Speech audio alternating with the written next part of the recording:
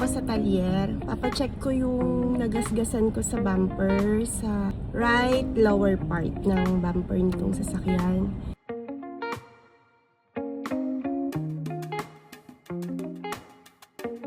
Hindi ko kasi napansin yung nakausling semento nung nagpa-park ako sa Jollibee Balanga sa may diversion. Kakagilid ko ng kakagilid, hindi ko napansin yung sementong nakausli. Kaya ayun, gas-gas, kayod na kayod, tanggal talaga yung pintura.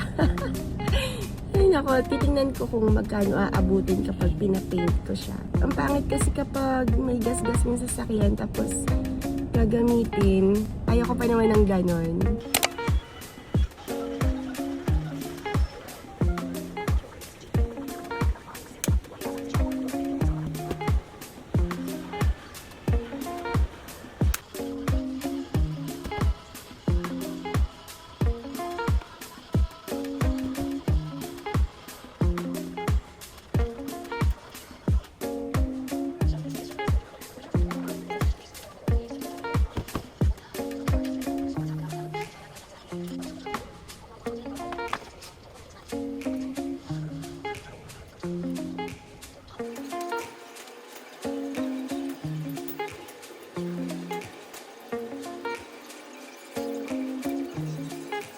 Kahapon, may mga dumating ako na parcel.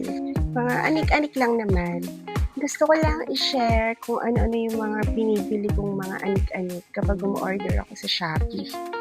Ay, sabot na yung buhok ko. Ang init sa labas. Nagsampay kasi ako ng damit.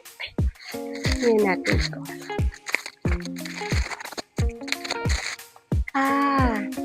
Ito yung sabon na isang taon ko na rin yatang gamit to. Yung Chiari. Alam niyo to? Dati hindi ko to pinapansin kasi ano siya sa akin bago. Pero nung tinry ko, nakikita ko sa video sa Facebook, ito yung gamit niya. Tapos tinry ko minsan, umorder ako. Okay naman, whitening, tapos hindi ako nagkakaroon ng, anong tawag doon? Yung acne, hindi ako nagkakaroon ng ganun. Dati, dun sa sabon na ginagamit ko, lagi ako may acne. Maliliit, pero maliliit lang siyang pimples sa likod. Tapos, tinry ko to, nawala yung mga pimples ko sa likod. So, kumimis yung likod ko. At the same time, nakaka-maintain siya ng kulay. Kung maputi ka, ma-maintain niya rin kahit paano yung kulay mo. Ang binili ko ay 10 peraso para may stock ako.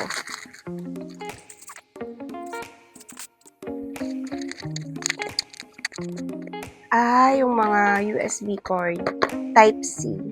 Yan. Pumili ako para sa sasakyan. Meron kaming ginagamit, hindi yung ginagamit dito sa loob ng bahay, tapos dadalhin pa sa sasakyan. So, yun, para naka-stay na siya sa sasakyan.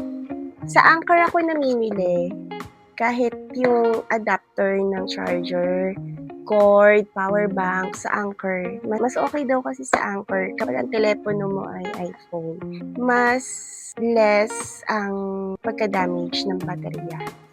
Sabi lang naman.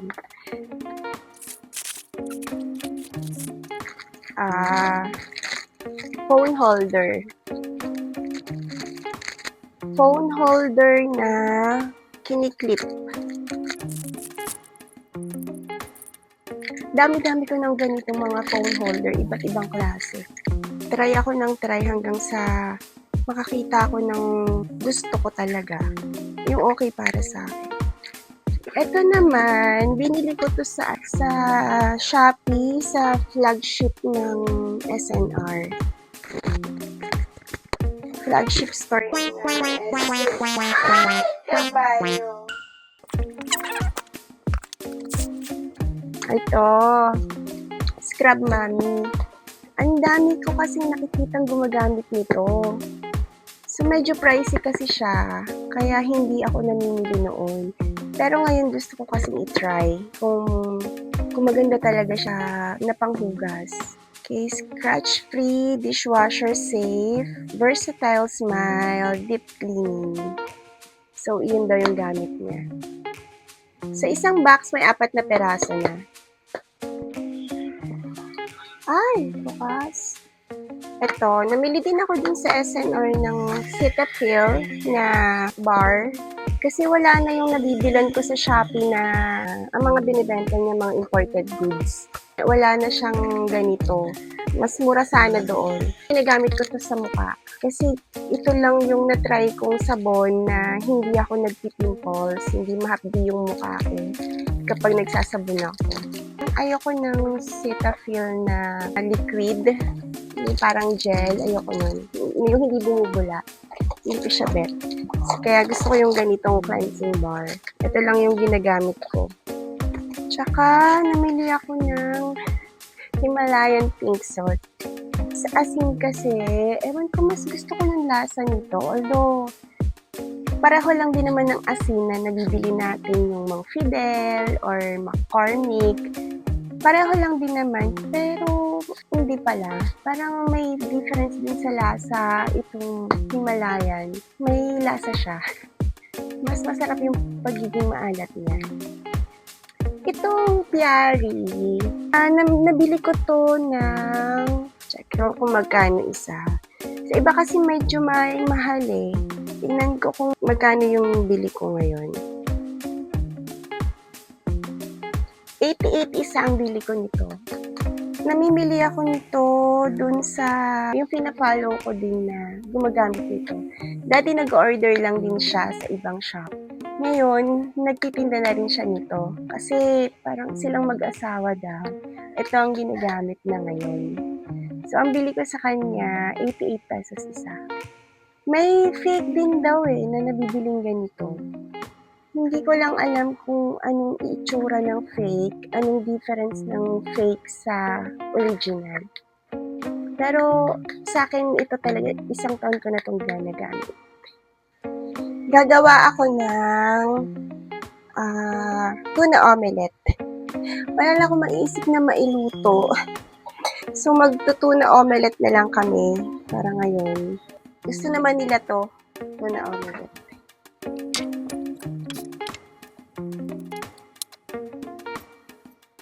Si Sari umalis, nagpunta ng Pampanga. Susunduin daw yung kaibigan nila na dito Pampanga. Si Ann, uuwi dito sa Bataan. Kaya kami lang dito ni Lindsay at si Ate Alex. Ito, gusto naman nila tong tuna omelette. Kaya ito na lang yung iluluto ko ngayon. Pagkain nila.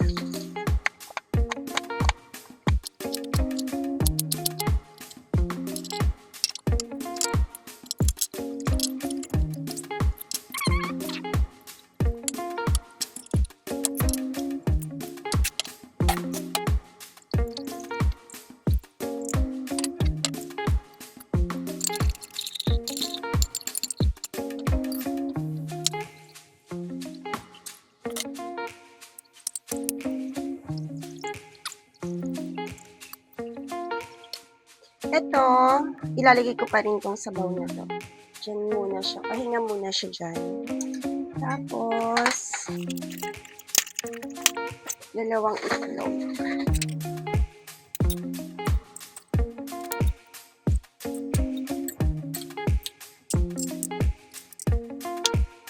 Lagyan natin na asin at paminta. Ito, Himalayan salt to. Kaya lang ito yung mga nabibili ko sa online na kinikilo. Paminta. Nilalagyan ko ng konting spices na basil. Wala lang. Bet ko lang.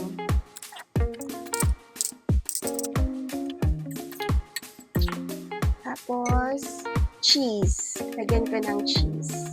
Meron akong dalawang klaseng cheese dito. Isang milk syrup, tsaka yung regular na cheese lang. Mga tira-tira na kasi. Kaya, ilalagay ko na lahat. Mga tigko-konti na lang to. Masarap to, maraming cheese. Cheesy omelette. Ayan, nanigas na yung ibang part niya. Hindi ko nalagyan ng foil Hindi ko nabalutan ng foil.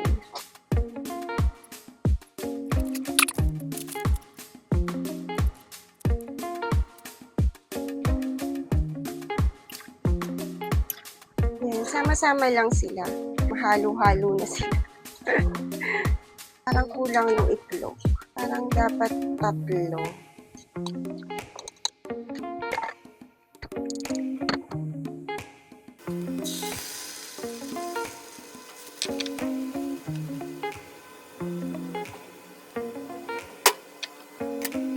Susubukan ko yung scrub mommy na binili ko kung maganda nga talagang gamitin. Ito kasi yung ginagamit ko ngayon na panghugas ng plato.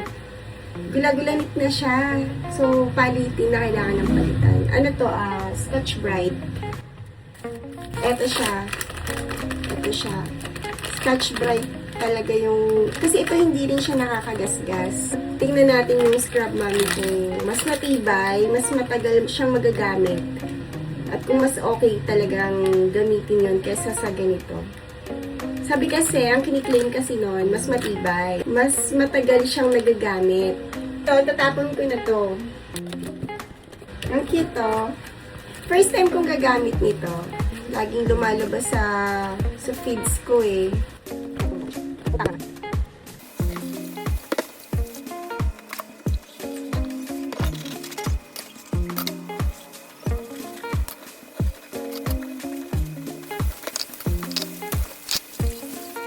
Yung sabaw kanina ng tuna, ito, hahaluan ko siya ng cream of mushroom. Tutunawin ko muna sa tubig, pampalapot. At the same time, may lasa siya yung sabaw. Yung sauce, yung pinaka-sauce ng omelette.